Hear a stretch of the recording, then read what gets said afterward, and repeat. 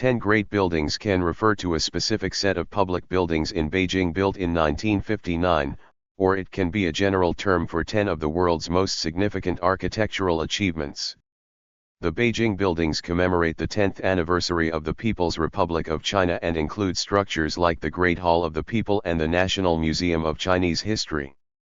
The 10 Great Buildings are 10 public buildings that were built in Beijing in 1959, to commemorate the 10th anniversary of the founding of the People's Republic of China.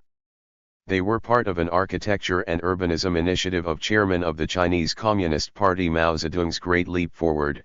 Most of the buildings were largely completed in a time span of 10 months, by the deadline of October 1, 1959.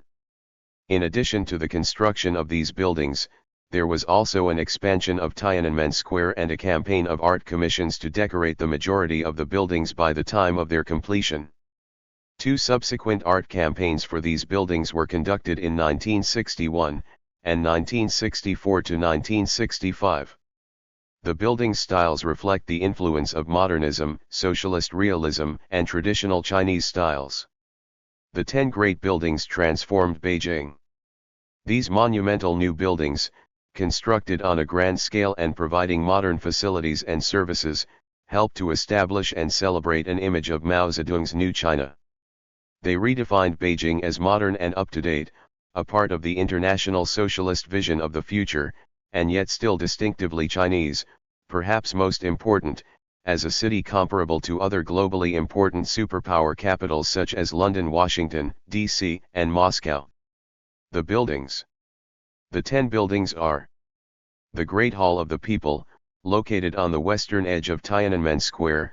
The Great Hall of the People houses China's top legislative body, the National People's Congress, and is also used for other ceremonial activities. The National Museum of China, originally known as the China Revolutionary History Museum, this building is located on the eastern edge of Tiananmen Square. The Cultural Palace of Nationalities, located on the north side of West Chang'an Avenue. The Nationalities Cultural Palace is a medium-rise building incorporating traditional Chinese design elements. It has won a number of awards as an example of modern Chinese-style design. The Beijing Railway Station, designed by architects Yang Tingbao and Chen Dengao, Beijing Railway Station was the largest modern passenger rail terminal in China at the time of construction. Since its construction, it has served as the terminal of a number of domestic and international services, including services to Moscow, Ulaanbaatar, and Pyongyang. It replaced the old Beijing Railway Station at Kinmen, near Tiananmen Square, which had been built in 1901.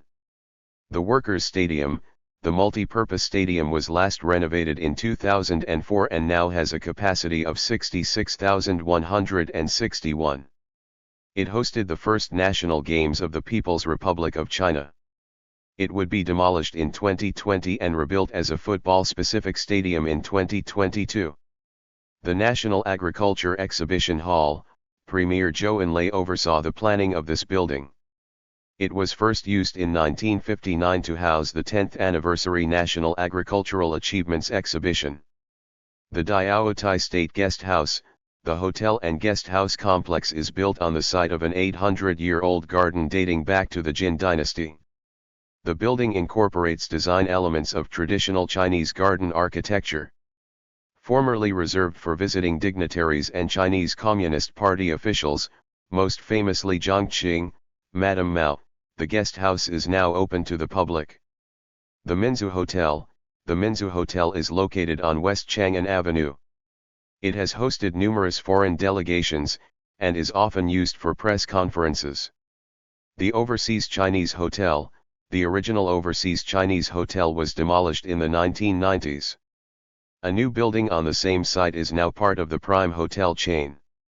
The Chinese People's Revolutionary Military Museum, located on Fuxing Road in Beijing, this is the only large, comprehensive war museum in China. Displays focus on wars of the 20th century, especially the Chinese Civil War, but also cover other ancient and modern warfare and weapons. The main building is 7 stories high at the center, and is topped by a central steeple. 2 4-story side wings extend on either side. In August 1958, the Central Committee of the Chinese Communist Party decided to construct the buildings, mandating that they must be completed before National Day 1959 in order to commemorate the first 10 years of the founding of New China. Wan Li, who was Beijing Vice Mayor and Secretary of the Beijing Municipal Committee of the Chinese Communist Party, conveyed this instruction to the Beijing municipal government on September 5, 1958. On September 8, 1,000 experts from Beijing's design institutes and construction units assembled for a mobilization conference for the project. Addressing the mobilization conference, Wan described the building's purpose as reflecting the great achievements in industrial and agricultural production, as well as in many other areas, after 10 years of development of the new China. Wan stated that the architects who design these projects are not participating for their own individual fame but for the honor of the 600 million Chinese people that these buildings represent. Each of us is only one of those 600 million. Participants in the design proposal process could submit their proposals individually or in groups. At the end of the submission process for each stage of the designs, the groups would come together to discuss each other's work, with the idea that they would learn from each other and to be able to compensate for individual shortcomings. Once a consensus was reached, designers would separate again for work on their proposals at the next stage. This was described as a process of centralization or integrating all the different parties' strengths. Design proceeded quicker for the 7 buildings not on Tiananmen Square, and slower for the 3 buildings on the square, which were considered the most prestigious. To encourage innovation on these projects, Zhou Enlai encouraged submissions from the general public and students. Ultimately, more than 400 designs, originating from both amateurs and professionals, were submitted for the 10 great buildings. As a result of financial constraints, in a February 1959 meeting Zhou held at Zhongnanhai, the scope of the 10 great buildings was modified, with some buildings previously envisioned now reduced in scale, combined, or replaced by smaller structures. The 10 great buildings transformed Beijing. These monumental new buildings, constructed on a grand scale and providing modern facilities and services, helped to establish and celebrate an image of Mao Zedong's New China. They redefined Beijing as modern and up-to-date, a part of the international socialist vision of the future, and yet still distinctively Chinese, perhaps most important, as a city comparable to other globally important superpower capitals such as London, Washington, D.C., and Moscow. More recently, lists have been compiled promoting the 10 great buildings of Beijing constructed during the 1980s, 1990s, and 2000s. To date, although the original 1959 list is still considered preeminent and definitive of the concept. Art Program. The art program to coincide with the construction of the 10 great buildings was vast in its scope, including some 345 paintings, murals, and sculptures to decorate the new buildings. Many were done in the modes of traditional Chinese painting, and others were in the socialist realist style. The Great Hall of the People received much of the Commission's attention, but the campaign was not limited to this building. One aspect of the decoration in the Great Hall was the correlation of rooms for representatives from each province with regional art by artists from these respective provinces. The artistic centerpiece of this building was a large painting by Fu Beishi and Guan Shanyu for the main staircase.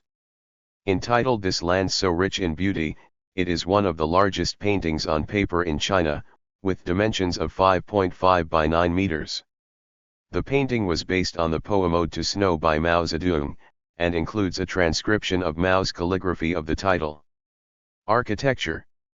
The buildings were designed by members of the Beijing Institute of Architectural Design, working with the Beijing Planning Bureau and the Ministry of Construction.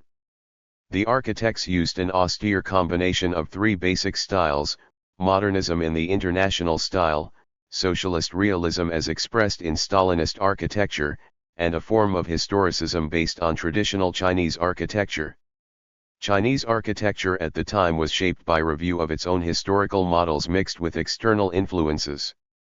Debate was vigorous in publications such as the Architectural Journal prior to the constructions, and history, modernity, and influence were being conceptualized and reconsidered. A criticism of this initiative is that while creating facilities for political and cultural institutions, these public projects failed to provide for a needed increase in housing. However, a housing surge would occur in the country later in the century. Modern architecture brought to China, as it had to the West, a new economic and rational manner of building, and the modernist buildings of the group were the least decorated by the public art campaign. Examples of this are the Workers' Stadium, the Minzu Hotel, and the Overseas Chinese Hotel. The modernist tenets of function and structure were realized in these buildings, yet these were attributed both to Western capitalist influences and the Soviet notion of the proletariat. The Soviet architecture-inspired examples of the 10 buildings are the Great Hall of the People, the National Museum of China, and the Chinese People's Revolutionary Military Museum. The Great Hall of the People and the National Museum of China across from it on the square continue the numerology of 10s, each having 10 freestanding columns in their facades. The architectural aspects of the traditionally inspired buildings included large and heavy roofs laden with ceramic tiles.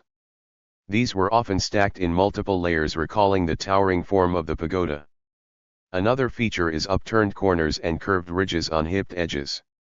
Beneath these thick composite toppings are layers of beams and brackets known as daogong.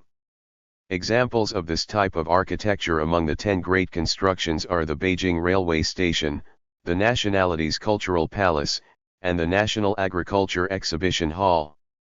Thank you for watching this video.